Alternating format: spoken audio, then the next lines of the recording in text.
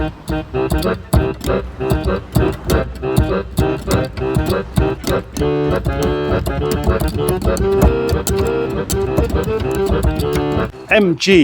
ZT 160. Yes, I've done loads of cars this shape. I have done it all before. The curvy lines, the ovals, the fantastic door shut sounds. Richard Woolley. I've even recently done a buyer's guide for the 75 and ZT.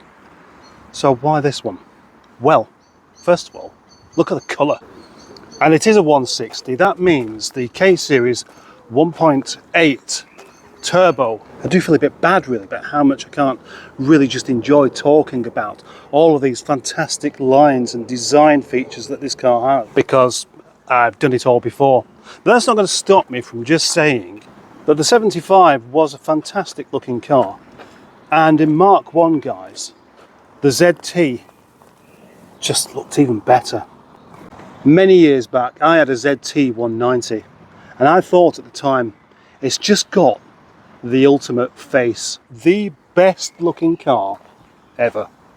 That's a fact, that a subjective fact, if ever there was such a thing, which of course there isn't. Happy to see that this one doesn't have the boomerang spoiler, but no, more a subtle lip. This car is in a rather rare celestial blue, but I'm not going to tell you about that because somebody else is. Normally I'm not really a fan of either grey or black wheels, but these do look rather good.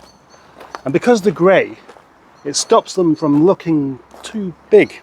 I used to have an MG ZT 190, I might have told you, and that had 18-inch hairpins, same size as these, and I always thought they just looked too big. And so to bring that back to the point, these ones look the right size. Opening up the doors, we can see that the interior is this half leather, half Alcantara. They look great, don't they? And because this is an older model, of course, we have carpet. It's only been a week and I've forgotten just how comfortable the MG and Rover 75 seats actually are. Observe that none of the chrome ovals are missing, and the cup holder works. A familiar place indeed for me, and maybe for you. Unfamiliar though is a headlining that isn't drooping down.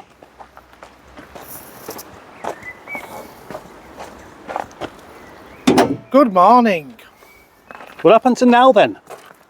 Oh, now then! Open the bonnet and we find the 1.8 litre turbo lump.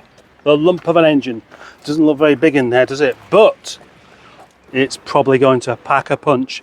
Do you know what? I usually think that the turbo version actually feels quicker than the 2.5 litre KV6. And it certainly uses a bit less fuel.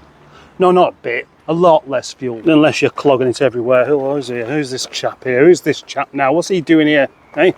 You don't all know me by now? I have had a brief little chat about this car because I've said most of it before. But what about you? Is there anything you want to tell me about this car before you announce that it's probably for sale? It's very rare. Well, maybe I don't use the word rare. Maybe I use the word one-off. It's not trophy blue, it's not Wedgwood blue, it is a monogram celestial blue. 5 of 25 built. Now, according to the information I've got, which I'll go into a bit of history about the car shortly, but number 5 was the only 1.8 turbo, and it's the only Mark 1 in that colour as a 1.8 turbo. So my sources are telling me that it's a one-off. It's not rare. It is rare, you mean? Exactly, but I mean more than rare, as in one-off. Right. So rare is not even the word. No. No, because it's not like you'll struggle to find another one, because there isn't another one. According to what I've found out about it, no, there isn't another one.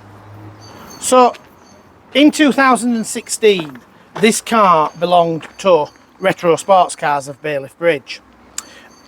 Basically, it was the wife's car to run, but they used it as a what they can do advertisement thing.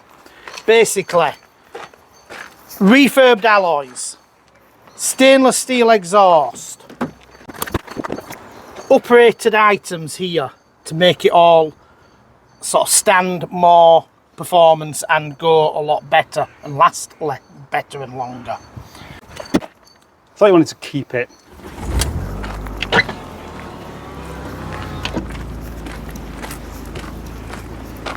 I'm looking forward to this one actually. I do like a turbo.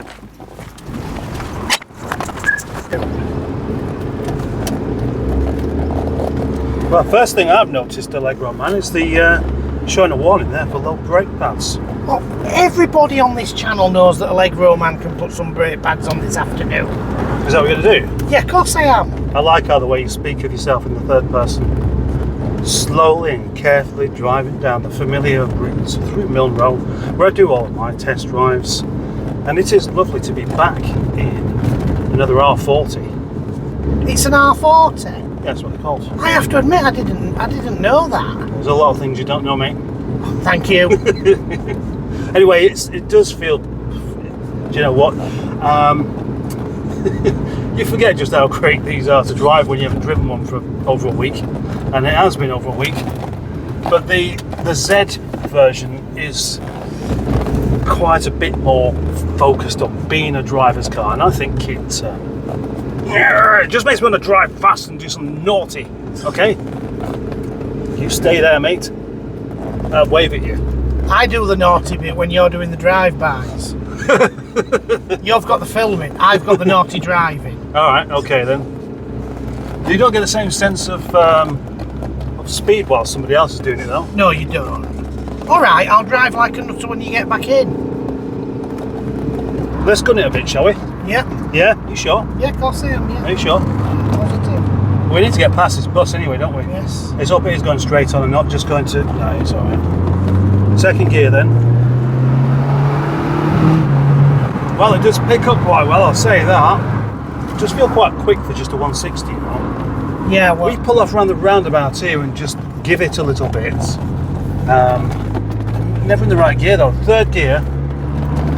And that power starts to come in. And it does pull in. It does come in quite well, actually. I quite like this.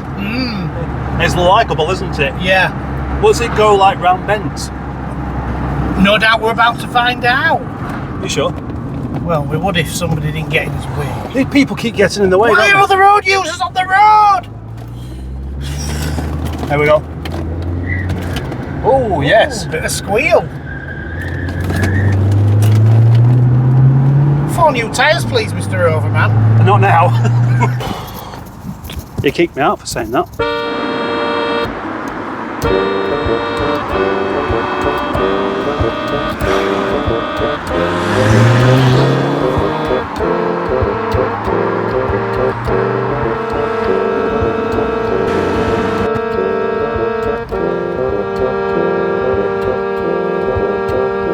Well, let's go, Allegro Wizard. One thing I have noticed about this car, I've caught you off guard there, haven't I? It doesn't have some of the usual 75 faults. Watch this. I'll predict something now. But basically, every electric window is doing what it should. The mirrors both mirrors are working. The lock system is doing the one lock, then the 2 locks, and the other one by that button. So there isn't a thing that isn't just working as it should.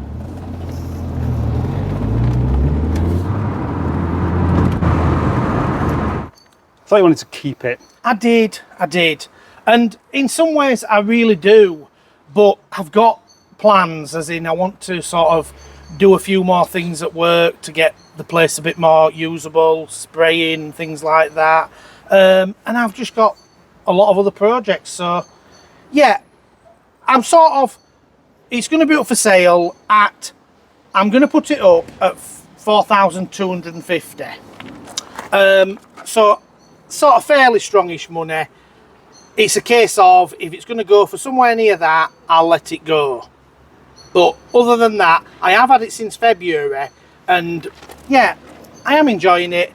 Would be nice if I managed to take it to a couple of shows, but if it sells, it sells. Yep, you can't hang on to anything really, can you? Me? Nobody. No, not unless you're rich. You can't just keep No, things. exactly, yes. Yeah, everything has to be for sale. That's the key to it, isn't it? Yeah. So there we have it, the MG Oh. ZT160. It's quite fast, it drives very well, it doesn't knock or clonk, and everything works. I reckon that's a winner. You just have to buy it now off of Mr. Chicken Dinner. Mr. Chicken Dinner. Yeah, Yeah. that's the end of the video. Thank you for watching. And there he goes. Just one more thing. Everybody's going to ask about the head gasket, the usual question. Yeah, Retro Sports Cars did it in 2016. Campbell, when they did all their stuff like the refill work, the refurbished wheels and the stainless steel exhaust and all the stuff it got head gasket and cam belt then. Good. Good chap. Is that it? Yeah, Are you off? I'm going. Right. I've had enough of you. You didn't even drink your cup of tea. No, I didn't actually, but I just don't like it cold, even though it's in this weather.